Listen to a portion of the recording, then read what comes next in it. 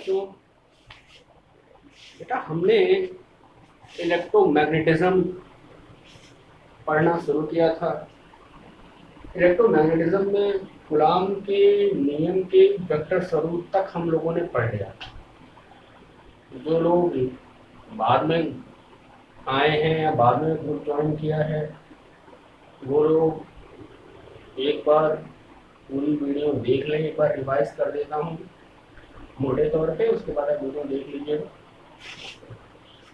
बेटा हमने पढ़ना शुरू किया था विद्युत चुंबकत्व। हमने कहा भौतिक विज्ञान की वह शाखा जिसमें हम आवेशों का अध्ययन करते हैं विद्युत चुंबकत्व कहलाता है। फिर आपको ये बताया गया था कि विद्युत चुंबकत्व को 3 पार्ट में तोड़कर पढ़ते हैं। पहला था स्थिर वैद्युतिकी, दूसरा था मैग्नेटिज्म या इलेक्ट्रोडायनेमिक्स वैद्युत गतिकी, और तीसरा था वैद्युत चुंबकीय तरंग। आपने कहा था स्थिर वैद्युतिकी हम तब पढ़ते हैं जब आवेश स्थिर आवेश का अध्ययन भौतिक विज्ञान की जिस शाखा में करते हैं उसको हम कहते हैं इलेक्ट्रोस्टैटिक्स। इसके बाद हमने चर्चा शुरू की थी आवेश से। आवेश पढ़ने के बाद आवेशों का गुण देखा। आवेशों का गुण देखने के बाद हमने कूलॉम का नियम देखा। ब्रह्मांड 2 आवेशित कणों के मध्य लगने वाला आकर्षण और प्रतिकर्षण बल आवेशों के गुणनफल के अनुक्रमानुपाती तथा बीच की दूरी के वर्ग के व्युत्क्रमानुपाती होता है। फिर इसके बाद हमने चर्चा की थी कूलॉम के नियम के वेक्टर स्वरूप की। हमने कहा था, वहीं से क्लियर हुआ कि जो स्थिर वैद्युत बल है वो क्रिया प्रतिक्रिया बल युग्म होता है, दोनों आवेशों को जोड़ने वाली रेखा पर ही कार्य करता है, इसलिए इसको क्या कहते हैं हम, केंद्रीय बल। अब जो हमें पढ़ना है वो पढ़ना है कि स्थिर वैद्युत बल पर परावैद्युत पदार्थ का क्या प्रभाव पड़ता है और परावैद्युतांक क्या होता है, ये चीज क्लियर करनी है। फिर से मेरी बात सुनो, करना क्या है। आज हमें पढ़ना है स्थिर वैद्युत बल पर कुचालक पदार्थ या परावैद्युत पदार्थ का क्या प्रभाव पड़ता है, परावैद्युतांक क्या होता है। ये तमाम चीजें एक छोटी सी डेरिवेशन होगी, वहीं से समझ में आ जाएगी। उसके बाद फिर रिजल्ट लिखेंगे बारी बारी करके। पहले मेरी बात सुनो, परावैद्युत पदार्थ होता क्या है। मेरा कोई भी कुचालक मटेरियल, कोई भी कुचालक पदार्थ क्या होता है। कुचालक पदार्थ जैसे तेल, मोम, कागज, ये तमाम जो पदार्थ हैं ये परावैद्युत पदार्थ होते हैं, डाई इलेक्ट्रिक मटेरियल होते हैं। डाई इलेक्ट्रिक मटेरियल को आप विस्तार से पढ़ेंगे कहाँ, जब आप संधारित्र कैपेसिटर पढ़ने लगेंगे। अभी के लिए बस ये समझो कि आवेशों के बीच अगर कोई हम कुचालक पदार्थ रख दें, मतलब परावैद्युत पदार्थ रख दें, तो स्थिर वैद्युत बल पर क्या प्रभाव पड़ेगा, ये चीजें हमको क्लियर करनी है। वो चीज हमको देखनी है। परावैद्युत पदार्थ फिर सुन लिया, परावैद्युत पदार्थ का मतलब कोई कुचालक पदार्थ, क्लियर हो जाना चाहिए। मतलब आवेश होंगे, तो उन आवेशों के बीच कोई कुचालक पदार्थ हम रखेंगे और उस कुचालक पदार्थ के रखने पर वैद्युत बल पर क्या प्रभाव पड़ेगा, ये चीज हम डिस्कस करने वाले। डेरिवेशन के थ्रू पहले मैथमेटिकली देख लो, या हेडिंग लगा ले, स्थिर वैद्युत बल पर परावैद्युत पदार्थ का प्रभाव। परावैद्युत का मतलब क्या होता है, कोई कुचालक। तो बेटा एक छोटी सी डेरिवेशन होगी, उस डेरिवेशन से आप ये चीज क्लियर कर सकते हैं। सुनो मेरी, मान लिया 2 आवेश हैं Q1 और Q2। माना 2 आवेश हैं Q1 और Q2, दोनों वायु में r दूरी पर रहते हैं। फिर से मेरी बात सुनिए, इनके बीच अभी कोई मटेरियल नहीं रखा है, सिर्फ एयर है, एक आवेश दूसरा आवेश बीच में एयर। फिर से मेरी बात सुनिए, दो आवेश प्लस Q1 प्लस Q, आवेश कहाँ स्थित है? एयर में स्थित है। कितनी दूरी पर है? r। इनके बीच लगने वाला बल F बराबर 1/4 pi epsilon naught Q1 Q2 अपान r स्क्वायर, जहां एप्सिलॉन नॉट क्या है? जहां एप्सिलॉन नॉट निर्वात या वायु की विद्युतशीलता है।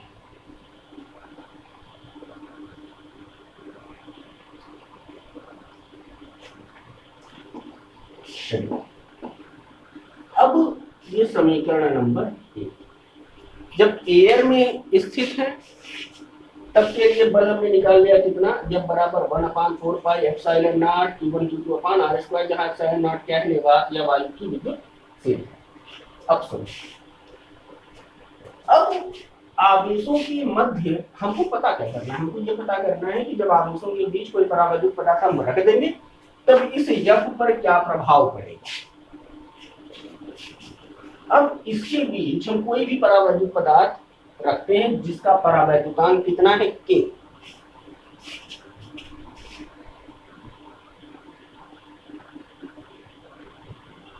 आवेशों के मध्य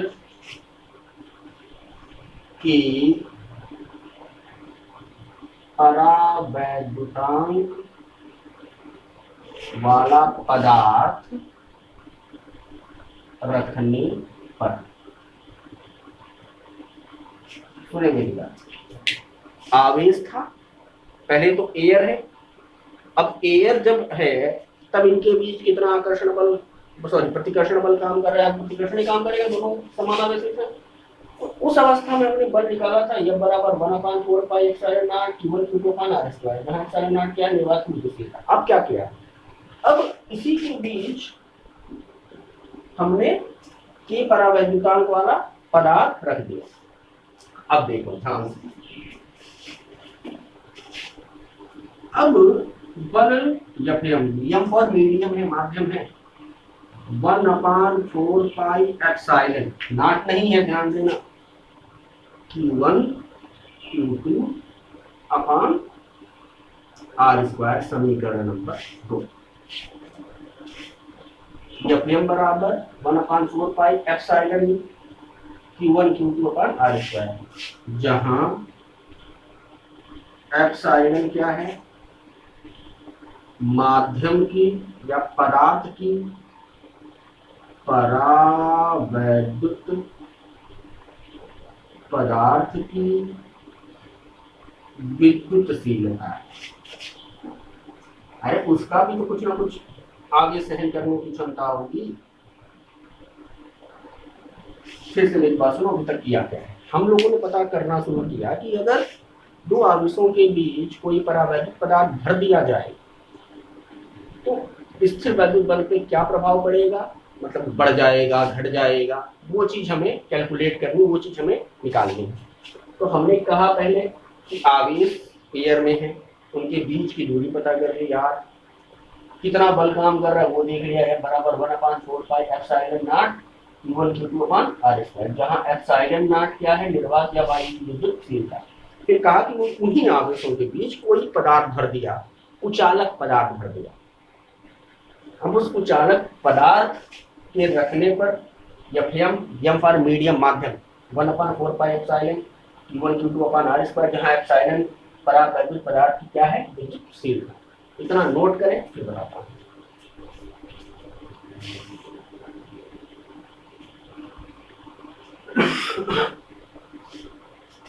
चलिए, अब हम करें क्या?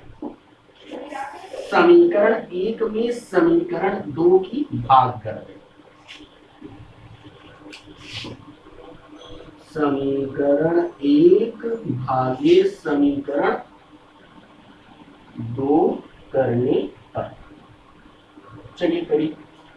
मेरा समीकरण एक था यफ अपान इंटरटेबल लिक्विड को भी बात कर रहे हैं 1/4 pi epsilon Q1 Q2 upon r square भागित 1/4 pi epsilon Q1 Q2 upon r square. अब ध्यान से देख लो, यफ अपान यम बराबर 1/4 pi epsilon naught Q1 Q2 upon r square. जब आप पलटोगे तो 4 पाई एप्सिलॉन आर स्क्वायर ऊपर Q1 Q2 नीचे, ये कटा, ये 4 पाई से कटा, आर स्क्वायर से कटा, बचा क्या, यफ अपान यफ यम बराबर एप्सिलॉन अपान एप्सिलॉन नॉट।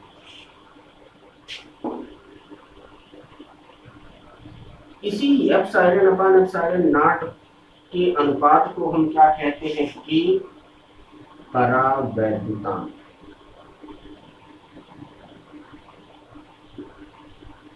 इसका डेरिवेशन आप बुक में देखेंगे तो बुक में दिया नहीं है, नोट करेंगे। यही तो पता करना था हमें, परावैद्युतांक होता क्या है, नोट करेंगे। अब सुनेंगे बात, एप्सिलॉन नॉट क्या है, निर्वात की विद्युतशीलता या वायु की विद्युतशीलता। एप्सिलॉन क्या है, माध्यम की विद्युतशीलता या उस पदार्थ की विद्युतशीलता।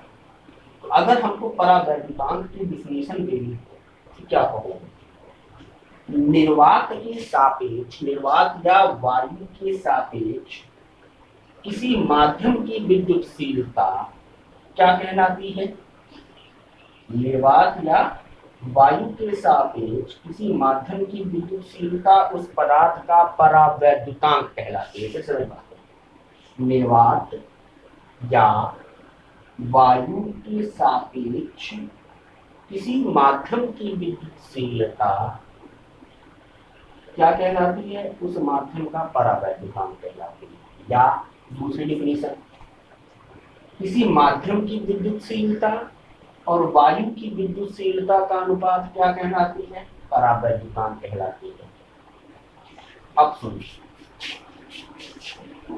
वायु के आवेशों के वायु में उपस्थित होने पर लगने वाले बल तथा वायु आवेशों के मध्य परावैद्युत पदार्थ रखे जाने पर लगने वाले बल का अनुपात क्या कहलाता है, परावैद्युतांक कहलाता है। इतना बड़ा फालतू का वो नहीं, सीधे सीधे निर्वात या वायु के सापेक्ष किसी माध्यम की विद्युतशीलता क्या कहलाती है, उस माध्यम का परावैद्युतांक। जो पदार्थ भरा गया उसका परावैद्युतांक कैसे निकलेगा, उसकी विद्युतशीलता अपान एयर की विद्युतशीलता, एयर की विद्युतशीलता या निर्वात की विद्युतशीलता क्या कहलाएगी, परावैद्युतांक कहलाएगी। या आवेशों के वायु में उपस्थित होने पर लगने वाले बल तथा आवेशों के मध्य परावैद्युत पदार्थ होने पर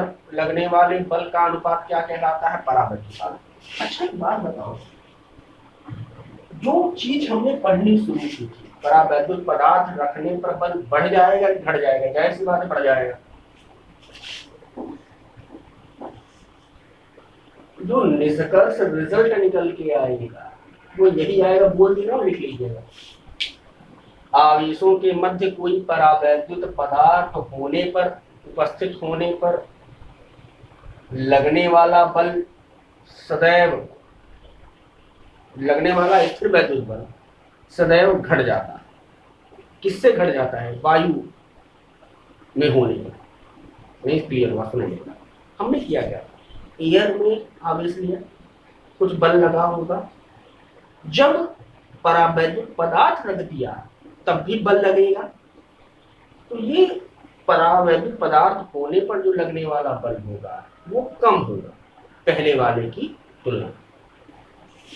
नोट करें।